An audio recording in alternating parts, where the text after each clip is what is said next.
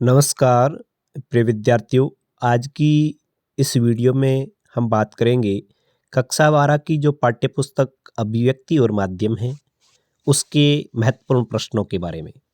तो महत्वपूर्ण प्रश्न हिंदी अनिवार्य और साहित्य दोनों से संबंधित है और ये भाग है अपना फर्स्ट। सेकंड भाग का वीडियो भी आपको इसी यूट्यूब चैनल पर मिलेगा।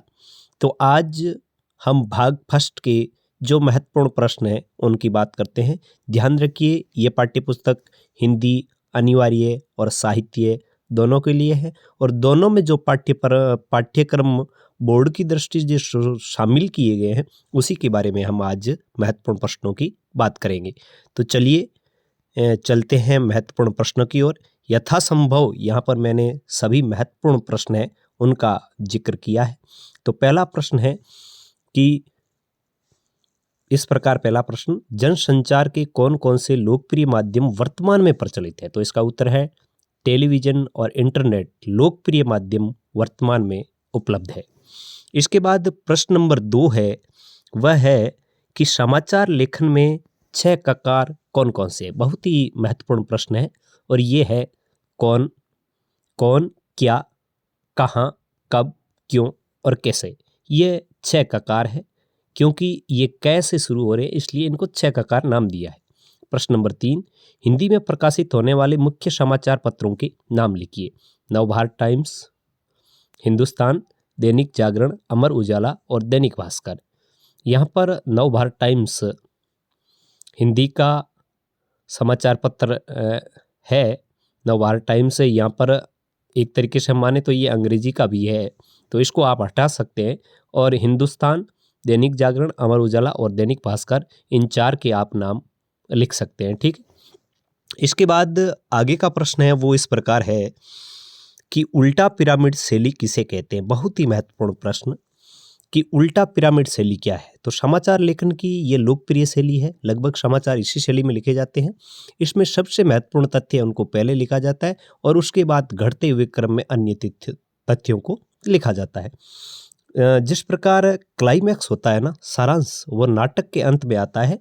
इसके ठीक विपरीत जो समाचार होते हैं उनमें क्लाइमैक्स है वो सबसे पहले आता है। यहाँ पे आप देख रहे हैं कि यह नाटक के ठीक विपरीत है। नाटक में क्लाइमैक्स अंत में आता है लेकिन समाचार लेखन में क्लाइमैक्स पहले आता है और इसके बाद विवरण शैली में समाचार लिखा जाता है। इसके बाद प्रश्न है, नाटक के प्रमुख तत्व कौन कौन से हैं? तो ये आपके जोधपुर जिला समान परीक्षा में पूछा भी था एक प्रश्न कि नाटक का कौन सा तत्व है। तो नाटक के तत्व है समय का बंधन, शब्द, नाटकीयता, संवाद, द्वंद्व, चरित्र योजना, भाषा शिल्प, ध्वनि योजना, प्रकाश योजना, वेशभूषा और रंगमंचीयता। ये नाटक के प्रमुख तत्व है। इसके बाद आगे का प्रश्न है कि जनसंचार का माध्यम कौन कौन से? जनसंचार के प्रमुख माध्यम कौन कौन से हैं? यहाँ पर आप के माने तो जनसंचार के प्रमुख माध्यम मुद्रित है, प्रिंट है, टेलीविजन है, रेडियो है और इंटरनेट है। ये जनसंचार के प्रमुख माध्यम है। प्रश्न नंबर 7, जनसंचार का सबसे प्राचीन माध्यम कौन सा है? इनमें से प्राचीन कौन है? तो इनमें से प्राचीन मुद्रित है। तो यहाँ पर मुद्रित अर्थात प्रिंट माध्यम सबसे प्राचीन है। इसके बाद आगे का प्रश्न है कि रेडियो जनसंचार का कैसा माध्यम है? तो रेडियो जनसंचार का श्रव्य माध्यम है और जिसमें शब्द होते हैं, ध्वनि होती है और स्वर आदि प्रमुख होते हैं। प्रश्न नंबर 9 है, उल्टा पिरामिड शैली के कितने भाग होते हैं? तो उल्टा पिरामिड शैली समाचार की एक प्रमुख शैली है और इसमें 3 भाग होते हैं। कितने होते हैं? 3 भाग। वो 3 भाग कौन कौन से हैं? तो यहाँ पे देखिए 3 भाग ये इस प्रकार है। सबसे पहले है इंट्रो, ये समाचार का मुख्य भाग होता है और इसमें इसकी संपूर्ण जानकारी निहित होती है। फिर होता है बॉडी, घटते क्रम में खबर के सभी तथ्य मौजूद होते हैं और इसमें इंट्रो में दिए गए संपूर्ण जानकारी होती है। संपूर्ण से कम जानकारी होती है, यानी संपूर्ण जानकारी इसमें नहीं होती। और समापन है, इस बिंदु में संपूर्ण जानकारी नहीं होती परंतु ऊपर दिए गए बिंदुओं के समाचारों के सभी तथ्य मौजूद होते हैं, इसलिए इस बिंदु में सूचना को छोटा या कम किया जाता है।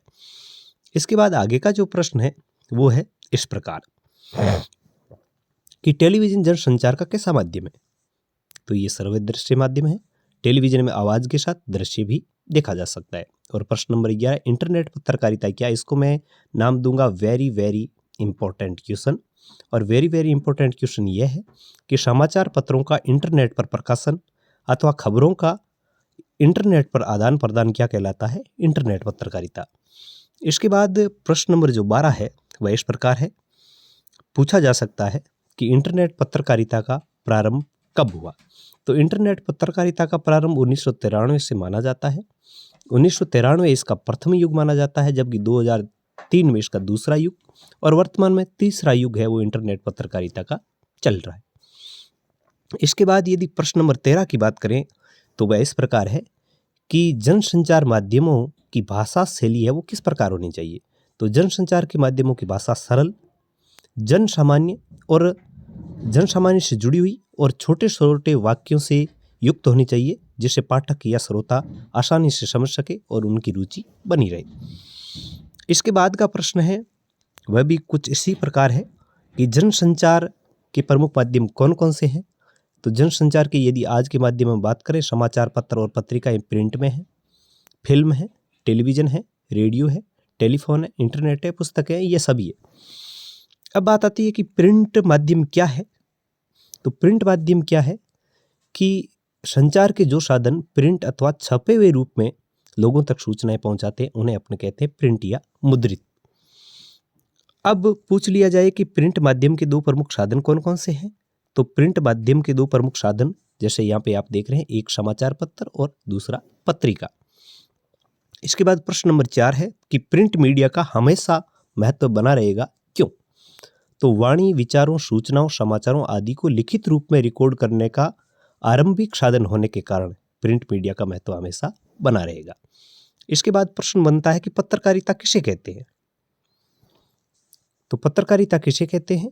प्रिंट, रेडियो, टेलीविजन, इंटरनेट किसी भी माध्यम से खबरों के संचार को क्या कहते हैं? पत्रकारिता। प्रश्न नंबर 6, भारत में अखबारी पत्रकारिता की शुरुआत कब और कहां से हुई? तो इसका उत्तर कुछ इस प्रकार है कि भारत में अखबारी पत्रकारिता की शुरुआत 1780 में James August Hicky Bengal gazette जो समाचार पत्र है उससे हुई और ये कोलकाता से हुई, तत्कालीन नाम कलकत्ता। इसके बाद आगे का प्रश्न है कि हिंदी का पहला साप्ताहिक पत्र कौन सा था और इसके संपादक कौन थे? तो ये पत्र था उदंत मार्तंड और इसके संपादक थे पंडित जुगल किशोर शुक्ल। प्रश्न नंबर 8 इस प्रकार है कि स्वतंत्रता प्राप्ति से पूर्व पत्रिका एक मिशन थी, कैसे? तो इसका उत्तर है कि स्वतंत्रता प्राप्ति से पूर्व पत्रकारिता का एक ही लक्ष्य था, स्वतंत्रता की प्राप्ति। तो एक ही लक्ष्य था, स्वतंत्रता की प्राप्ति। इस प्रकार पत्रकारिता उस समय एक मिशन थी। लेकिन इसके बाद पत्रकारिता क्या बन गई? तो यहाँ पे देखिए कि स्वतंत्रता प्राप्ति के बाद पत्रकारिता में किस प्रकार बदलाव आया। तो स्वतंत्रता प्राप्ति के बाद शुरू के 2 दशकों तक पत्रकारिता का लक्ष्य रहा राष्ट्र निर्माण। पहले मिशन यानी स्वतंत्रता प्राप्ति, फिर रहा राष्ट्र निर्माण, और उसके बाद उसका चरित्र व्यावसायिक बन गया है यानी प्रोफेशनल, अधिक से अधिक धनार्जन। इसके बाद प्रश्न नंबर 10 महत्वपूर्ण प्रश्न है, भारत का पहला छापाखाना कब और कहाँ स्थापित हुआ? तो ये छापाखाना 1556 कहाँ हुआ? गोवा। इसके बाद का प्रश्न देखें तो इस प्रकार है कि इन्हीं 2 समाचार एजेंसियों के नाम लिखिए। तो ये समाचार एजेंसी पूछा जा सकता है पीटीआई और यूएनआई। अब प्रश्न है टेलीविजन से संदर्भ कि ड्राई एंकर किसे कहते हैं? ड्राई एंकर किसे कहते हैं? तो जब एंकर खबर के बारे में सीधे सीधे बताता है कि कहाँ, क्या, कब और कैसे हुआ, तथा जब तक खबर के दृश्य नहीं आते एंकर दर्शकों को रिपोर्ट से मिलने वाली जानकारियों के आधार पर सूचनाएं पहुंचाता है, तो उसे अपने कहते हैं ड्राई एंकर। इसके बाद प्रश्न नंबर 13 है, फोन इन का आशय बताइए। फोन इन क्या है? तो फोन इन वे सूचनाएं और समाचार होते हैं जिन्हें एंकर रिपोर्टर से फोन पर बातें करके दर्शकों तक पहुंचाता है। इसमें रिपोर्टर घटना वाली जगह पर मौजूद होता है। इसके बाद प्रश्न नंबर 14 इस प्रकार है, एंकर बाइट किसे कहते हैं? एंकर बाइट क्या है? एंकर बाइट का अर्थ है कथन। टेलीविजन में किसी खबर को पुष्ट करने के लिए उससे संबंधित बाइट दिखाई जाती है।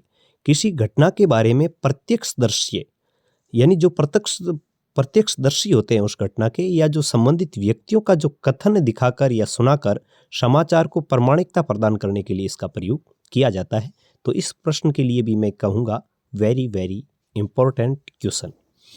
इसके बाद प्रश्न नंबर 15 है, एंकर पैकेज किसे कहते हैं? तो एंकर पैकेज क्या है कि पैकेज किसी भी खबर को संपूर्णता से पेश करने का साधन होता है।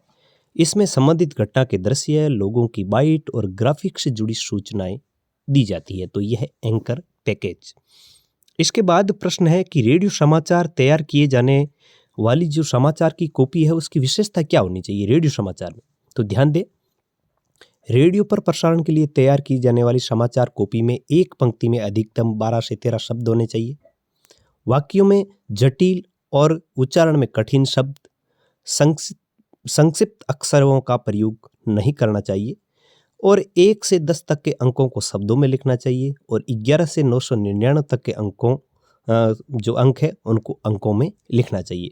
तो 1 से 10 तक के शब्द है उनको अपन लिखें अंकों में और जो 11 से 999 तक है उनको एक तरीके से शब्दों में लिखना चाहिए। तो 1 से यहाँ ध्यान दें आप, 1 से 10 तक है उनको शब्दों में लिखें और इससे आगे के जो है उनको अंकों में लिखें।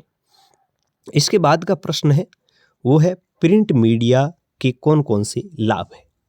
अब प्रिंट मीडिया की उपयोगिता क्या है, खूबी क्या है? प्रिंट मीडिया को धीरे धीरे दोबारा और यहाँ पे आप मर्जी देखें, मर्जी के अनुसार पढ़ा जा सकता है। किसी भी पृष्ठ या समाचार को पहले या बाद में पढ़ा जा सकता है और इन्हें सुरक्षित रखकर संदर्भ की तरह भी इस्तेमाल किया जा सकता है। प्रश्न नंबर 18वां है और इसके लिए मैं वही बात कहूँगा कि वेरी वेरी इंपॉर्टेंट क्वेश्चन, और इसलिए कि डेडलाइन किसे कहते हैं? तो समाचार पत्र पत्रिकाओं में समाचार या रिपोर्ट प्रकाशित करने हेतु जो समय सीमा निश्चित की जाती है उसे कहते हैं डेडलाइन। प्रश्न नंबर 19, प्रिंट माध्यम के लेखकों को किन किन बातों का ध्यान रखना चाहिए? तो प्रिंट माध्यम के लेखक है उनको समय सीमा डेडलाइन का, शब्द सीमा का और अशुद्धियों का विशेष तौर पर ध्यान रखना चाहिए। इसके बाद प्रश्न नंबर 20वां है कि मुद्रित माध्यम की कमजोरी क्या है? मुद्रित माध्यम की कमजोरी यह है कि प्रिंट माध्यम या मुद्रित माध्यम अनपढ़ लोगों के लिए बेकार की वस्तु है।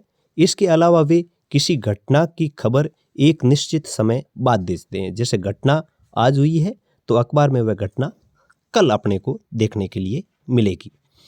इसके बाद प्रश्न है एनकोडिंग और डिकोडिंग 2 शब्द होते हैं। एनकोडिंग क्या है? संदेश को भेजने के लिए शब्दों, संकेतों, ध्वनि चिन्हों का उपयोग किया जाता है। भाषा भी एक प्रकार का कूट चिन्ह या कोड है, अतः प्राप्तकर्ता को समझाने के लिए योग्य कूटों में संदेश बांधना कूटीकरण या एनकोडिंग कहलाता है और उसको जो प्राप्तकर्ता वापस अपने भाव के अनुसार समझता है तो उसे अपन कहते हैं डिकोडिंग। इसके बाद आगे का प्रश्न है ब्रेकिंग न्यूज क्या है? ब्रेकिंग न्यूज अपन अक्सर टेलीविजन पर देखते हैं, तो ब्रेकिंग न्यूज का दूसरा नाम है फ्लैश। इसके अंतर्गत अत्यंत महत्वपूर्ण या बड़े समाचार को कम से कम शब्दों में दर्शकों तक तत्काल पहुंचाया जाता है। तत्काल जो लेटेस्ट खबर हो, जैसे नेपाल में आया भीषण भूकंप, तुरंत की बात है, वह 2 रेलगाड़ियों में टक्कर, 10 मरे, सैकड़ों घायल, मतलब ये तुरंत की जो खबर पहुंचा दी जाती है उसे अपन कहते हैं ब्रेकिंग न्यूज। इसके बाद प्रश्न 23वां है कि पत्रकारीय लेखन में सर्वाधिक महत्व किस बात का है? तो पत्रकारीय लेखन में सर्वाधिक महत्व समसामयिक घटनाओं की जानकारी शीघ्र देने का है। तो पत्रकारीय लेखन में सर्वाधिक महत्व वाली खबर कौन सी होती है? समसामयिक घटनाओं की जानकारी शीघ्र देना। तो इस प्रकार प्रश्न नंबर 24वां आपके सामने आता है और वो इस प्रकार है कि अखबार अन्य माध्यमों से अधिक लोकप्रिय है। देखिए सभी माध्यमों में, जनसंचार के माध्यमों में अखबार सबसे लोकप्रिय है। इसका मुख्य कारण क्या है? तो अखबार अन्य माध्यमों से अधिक लोकप्रिय है क्योंकि यह छपा हुआ होने के कारण इसमें स्थायित्व का गुण है।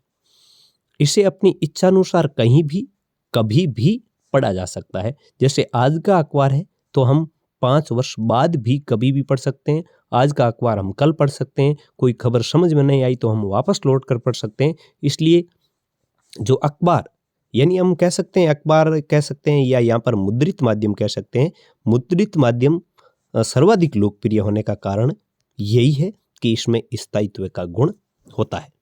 तो प्रिय विद्यार्थियों, ये रचना अभिव्यक्ति और माध्यम जो आपकी पाठ्यपुस्तक है उसके कुछ महत्वपूर्ण प्रश्न थे और ये भाग था फर्स्ट। आगे के वीडियो में आप देखेंगे इसका भाग 2, और उस भाग 2 और फर्स्ट को मिलाकर आपकी इस पाठ्यपुस्तक के बोर्ड की दृष्टि से सभी महत्वपूर्ण प्रश्नों का समावेश हो जाएगा। तो इस वीडियो के जितने प्रश्न हैं उनको आप ध्यान से देखें, और जैसे ही आप तक दूसरा भाग पहुंचे तो उनको भी आप जरूर देखें और कोशिश करें अपनी नोटबुक में इनको नोट करने की। तो बताइए आपको ये वीडियो कैसा लगा, और उम्मीद आपसे ये करूँगा कि आपको ये वीडियो समझ में आया है। आप इसको अधिक से अधिक लाइक करेंगे, शेयर करेंगे, और चैनल पर पहली बार आए हैं तो वीडियो को लाइक करके चैनल को सब्सक्राइब भी जरूर करेंगे। मिलेंगे आगे वाले वीडियो के साथ, तब तक आइए दीजिए नमस्कार। जय हिंद, जय भारत।